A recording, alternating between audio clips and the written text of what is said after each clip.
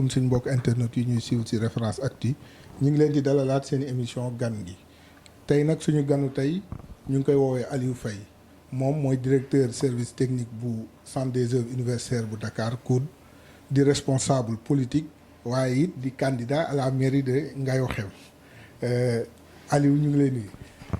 maa ngi lay nuyu di la sant ci dalal bi ngeen ma dalal tey.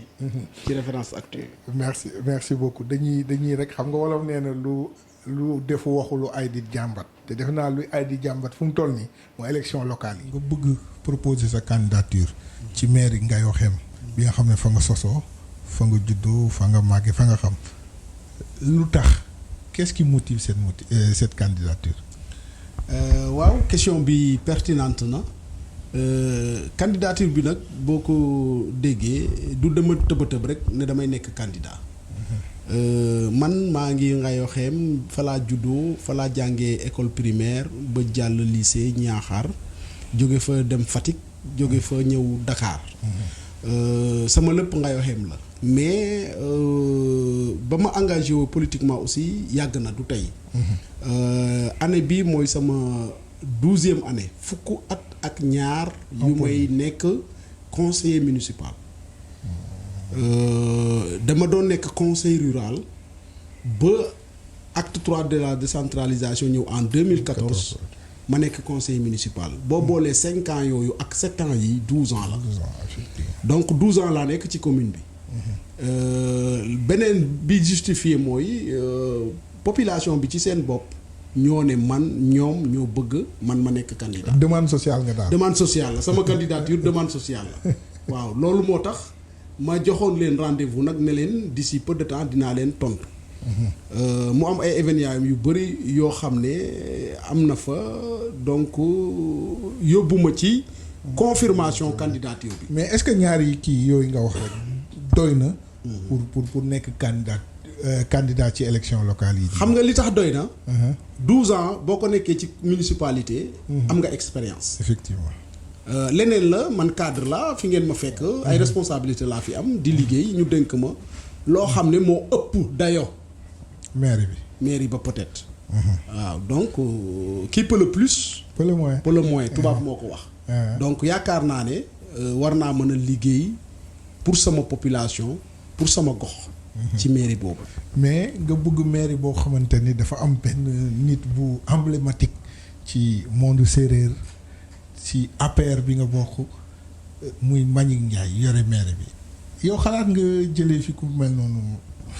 mais koo xam ne bokk nga ci li ko fa teg parce que ay na yoon du ma ne man maa ko fa teg yàlla moo ko fa teg. mais bi muy ñëw foofu pour nekk maire ci man la jaar ñëpp xam nañ ko. li tubaab di naan c'est un secret de polichinelle. comme man maa yëkkati kayit bindal ko investiral ko dem déposer nekk mandataire baataral ko campagne meeting bu am balaa muy wax ma wax wone ko fa wone ay mbaaxam wone li mu mën. donc je pense que kooku moom du question loo xam ne damay craindre. ndaxte am na envergure wala am na dayoo du ma ko ñemee déedéet. parce que politique du foofu. ku am envergure la. waaw ku am envergure la je le reconnais.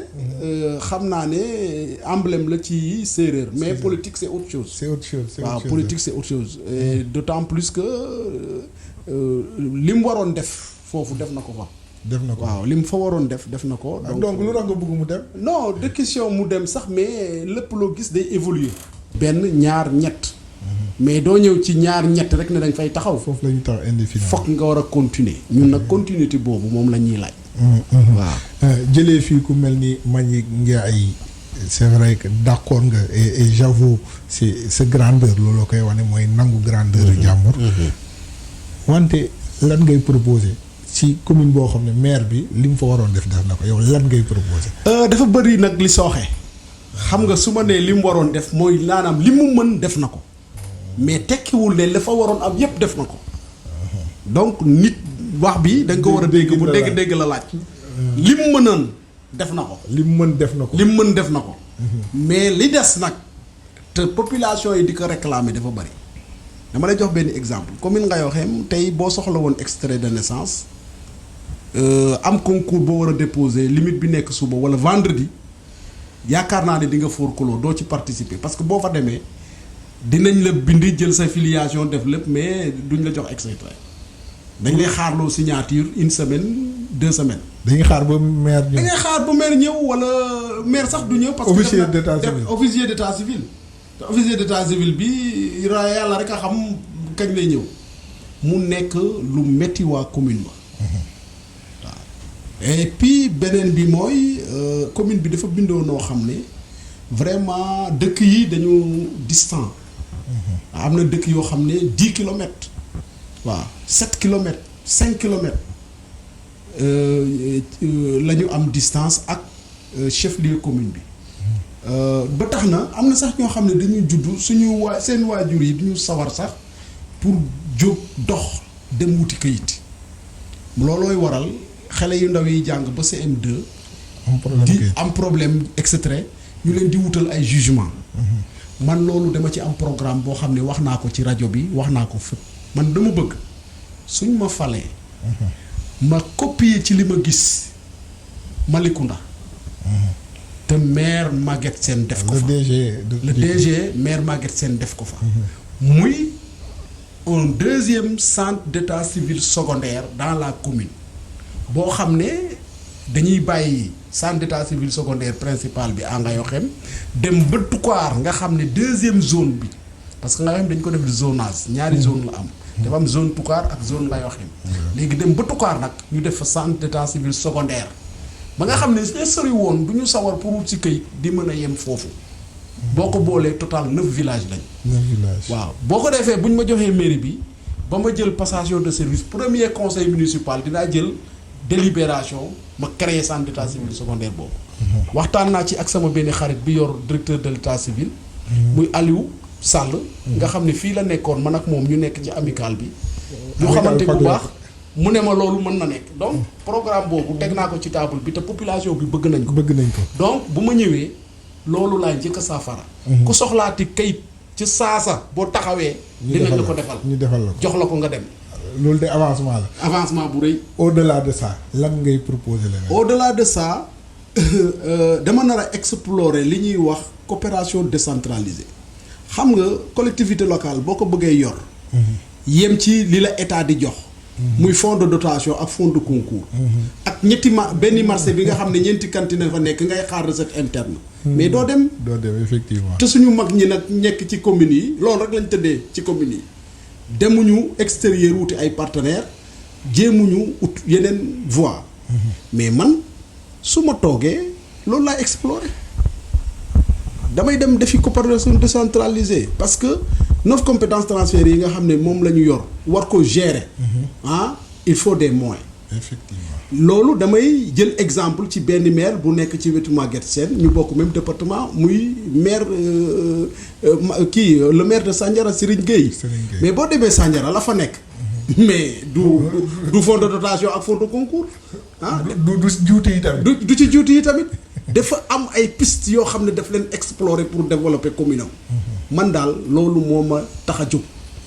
te itam ku ñëw fii xam relation yi ma am xam nga ne li may wax nii. am naa moyens te mën naa ko. mun na nekk waaw xarit yu bëri nag laa am. yoo xam ne pare nañ bu ma jëlee rek ñu daw si Ngayokhem investir. beneen bi aussi xanaa sa avènement comme maire Ngayokhem di nga war a participer ci lutte contre l'exode rural parce que dañu gis ni zone boobu zone Fatick surtout xale jigéen ñi nga xamante dañuy ñëw liggéey si fii dañ fay jóge est-ce que xalaat nga ci loolu. maa ngi ciy waxtaan ak jeunes yi. am na délégation jeunes yu bëri yu jóg ñëw bi ma nee dégmal naa sama candidature am na jeunes yu bëri yu ñëw par délégation villageoise. deuxième zone boobu ma la wax te Toucar polarisé ko ñuy wax Ngangarlam Ndox Baari ak Ngoonin la fa nekk ci suuf kenn xamul li mu toll. c'est presque un no man's land. dëkk yi ñu nga fa mais suuf si moo ëpp àll neen la. li nit ñi dëkk daal dafa tuuti. par rapport à àll ba. te ñoom xamuñu leneen lu dul mbay. bu ma jëlee exemple ndox am naa fi délégation une dizaine de personnes bu fi ñëwoon bërki démb. ñu ne ñu yow jàppale la rek nga jël mairie bi pour nga dimbali ñu ci jardinage ak mbéy ñu développé ko ndax ñu mën a toog dëkk ba. bëggatuñu ñëw Dakar. dëkk yi léegi depuis avènement acte 3 de la décentralisation ak effort yi Macky Sall def ci électrification rurale bi dafa tax ba lu amati fii am na foofu. nit ñi toog fa jàpp ci dara rek moo tax toogu mën ñuy ñëw Ndakaaru mais bu ñu amoon par exemple fu ñu jàpp ci mbéy mi soxlaatu ñu ñëw Ndakaaru parce que courant baa nga fa ndox maa nga fa. donc loolu il faut ñu explorer ko. waaw agriculture moom. il faut ñu exclure ko. explorer ko waaw donc côté yooyu loolu moo fay suñu projet. il faut ñu jàppale nit ñi ñu dem béy suuf si. développement économique bi surtout day rejoindre li président bëgg mooy suqali mbay. suqali mbay mi waaw. loolu li nga wax ni dina ko rejoindre. bu baax béy dundee. béy dundee li nga xam ne moom ngay soxla ci dund di nga ko mën a béy. boo ko béyee am loolu am ci loo économiser tuuti mais soxlawoo ngay dem Dakar soxlawoo ngay dem feneen. soxlawoo ngay dem jël gaal gi dem bitim réew. parce que bitim réew ñu bëri ñi nga xam ne ñi jël gaal gi bu dem ci demee ci tool yi la ñuy nekk. ci tool yi ci jardin yi la ñuy te bàyyi ko waaw. donc xam nga ne loolu. autant ñu développé ko ñu développé ko. loolu moo tax bi ma jógee ngay waxee ku xam li may def xam na ne jeunes yi rek jeunes yi ñoo ma topp ak jigéen ñi. waaw dañ cee gis seen bopp. waaw te projet yu mel nii moo tax ñu gis ci seen bopp. projet yu mel nii moo tax ñu gis ci seen bopp est-ce que Aliou Faye nekk maire de Ngayokhème du nekk comme ñëpp rek gars yi pousse la nga falu nga fàtte les véritables soucis de ñi la fal. mais loolu ku xam Aliou Faye mën nga ko miimal parce que Aliou Faye ku nekk xam nga ne man homme de terrain laa. man homme de défi laa. man li may def nii su ma ci parewul woon du ma ko def. li may laaj su ma ci parewul woon pour relever défi du ma ko def. wax naa la 12 ans du mees affaire mosuma ne damay nekk candidat et pourtant mënoon naa ko. waaw mais temps bi ma fa nekk ak la ma fa jàng ak li ma gis commune bi di fonctionner. non yor naa solution yi. xam nga li koy faj. xam naa li koy faj. te mën naa ne benn mandat su ma ko amee ci mairie bi. dinaa ci faj lu bëri. di nga ci faj lu bëri. waaw dinaa ci faj lu bëri. leneen li nag tax ma bëgg a nekk candidat aussi. mooy gën a dëgmal sama accompagnement président de la république. waaw parce que président ñun waa Fatick amuñu droit di ko néewal doole. li war mooy ñu taxaw tem jàppale ko parce que mooy suñu tiitar. mooy seen sac mooy suñu sac mooy suñu référence et puis lu dul loolu sax def loo xam ne benn président mosu ko fa def. gars yi nee nañ Fatick ba léegi c'est l'une des régions les plus pauvres du Sénégal. dañuy wax lu leen neex Fatick boobu Macky Sall ñëwagul woon. yoon yi kenn goudronné ko woon. je prends l'exemple tali bi nga xam ne moo jógee Bambey dem Niakhar dem Fatick. Macky Sall moo ko fa def. désenclavé ko complètement léegi mu vraiment mu nekk zone boo xam ne léegi nit ñi dañ fay jaar. am jàmm ñii demati Dakar sax buñ jógee Kaolack dañuy jaar foofu dem Ila Touba. maire yi taxaw ci tali bi di jaay seen i gerte caaf ak seen i yeneen muy économie boo xam ne tali boobu tax na mu soqali koom-koom bi. suqali dëkk bi boo jógee foofu tali bi jógee Jaxaaw dem Fatick Jaxaaw dem Gosaas Macky Sall moo ko fa def avant Macky Sall amu fa woon. Fatick Ndaxonga Foundiougne Macky Sall moo ko fa def avant Macky Sall amu fa woon. Kër Martin Samba Dia ak foofu tali boobu Macky Sall moo ko fa def. donc ku ne. Fatick développé wul da ngay wax lu la neex boo jógee foofu à part tali yi mais li may wax léegi li ma fi wax léegi muy électrification rurale Macky Sall bi muy ñëw boobu ñëwagul dëkk yi lu ci néew chef-lieu communes yi rek ñoo amoon courant. léegi communes yépp boo gisee la quasi totalité des villages am nañ électrification rurale te électrification du maire moo koy def président de la république moo ko def waaw donc tey te courant bu amee ci dëkk ku nekk war nga mën a def dara waaw donc loolu ñuy wax noonu ay waxu politique la mais ñun ñi dëkk foofu xam nañ ne boo comparer avant et après ni ko nit ñi di defee di nga xam ne après du moroomu avant après Macky Sall du moroomu avant Macky Sall mais da ngay feddali sa accompagnement bu président mais aussi ñu jël dara en compte président nee na mooy tànn les candidats bu la tànnul nag déet loolu dama ci kontaan xam nga ku xam ni état di fonctionner président il est le plus renseigné de tout le monde. effectivement te dëkk ba tey boo fa demee la réalité visible sur le terrain que mooy man maa fa ne. xam nga actuellement ñi sax ñu ngi koy def du lapsus. bi may door di commencer dañu doon naan le futur maire. mais léegi déggatoo futur dañ ko jël teg ko fële. ñu may naan monsieur le maire lañ may woowee. te loolu nag. léegi daal léegi daal gars yi xaar le 23 janvier pour valider ko. ñu doxantu ndànk dugal bulletin yi ci urne yi. ngoon jot ñu ne monsieur Faye mooy maire loolu rek la ñuy xaarati de. loolu rek fu mu toll nii. loolu la ñuy xaar waaw. mais ci biir xol yëpp yaay biir xol yi maa fa nekk xam nañ ko. bu ma wootee ñëpp ñëw. su ma wootee ñëpp ñëw. et puis fii laay toll ñu may réclamer di ma naan ñëwal village dama ñëw village nangam ñëwal. yow yaay suñu candidat loolu yàlla moo ko def. yàlla moo ko def. waaw donc fi mu ne nii moom Macky Sall buy tànn. man gëm naa ne man lay tànn. parce que Macky Sall dafay yemale ñëpp. ci parti bi. kee ci parti bi la nekk mais man itam ci parti bi laa nekk. donc bu ñuy tànn dañuy xool les réalités. village bi kan lañ gën a bëgg te bu ñu xoolee village bi kan lañ gën a bëgg man lañ koy jox. te yow la réalité c'est Aliou Faye. c'est Aliou Faye kooku moom lu leer le candidat de Benno Bokk Yaakaar en le 23 janvier. 2022. s'appelle Aliou Faye. loolu laay wax. waaw. aw ma plan B aw ma benn plan A. yow daal benn plan nga am benn plan la am nekk candidat Benno Bokk Yaakaar. te am nga ci yaakaar. te am naa ci yaakaar te gi tax ma gën ci am yaakaar. dama jóg. PS bi nga xam ne ci ñoom la Mbagnick jëlee mairie bi. parti socialiste di allié principal u Benno Bokk Yaakaar. man la àndal. xam nga loolu moom. bu ma nekkee APR ànd ak PS. mais ànd ak yeneen parti yow yaa ngi teg ay pion de. ak yeneen ñaari parti yu nekk ci dëkk ba. ci dëkk ba te bokk Benno Bokk Yaakaar. te bokk Benno Bokk Yaakaar. kenn mënuma ci. kenn mënuma fa. tey la coalition Benno Bokk Yaakaar réel à Ngayokhem man la. yow la waaw. ñoom nag seen coalition Benno Ndefleng la tuddoon xanaa loolu la ñuy continuer. dañoo créé woon coalition Benno Ndefleng ca la ñu nekk ba léegi. mais man Benno Bokk Yaakaar la yow bokkoo Benno. déedéet bokkuma Benno Ndefleng léegi Benno Bokk Yaakaar la waa Ndefleng nañ dem seen yaa ngi sànni xeer paa bi nag.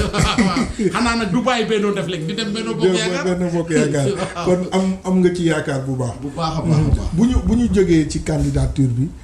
jóge ci Ngayokhem ñu dellu si Aliou Faye. directeur service technique bu centre des œuvres universitaires de Dakar. mu nekk la nga xamante ne dafa am solo ndax ku dugg.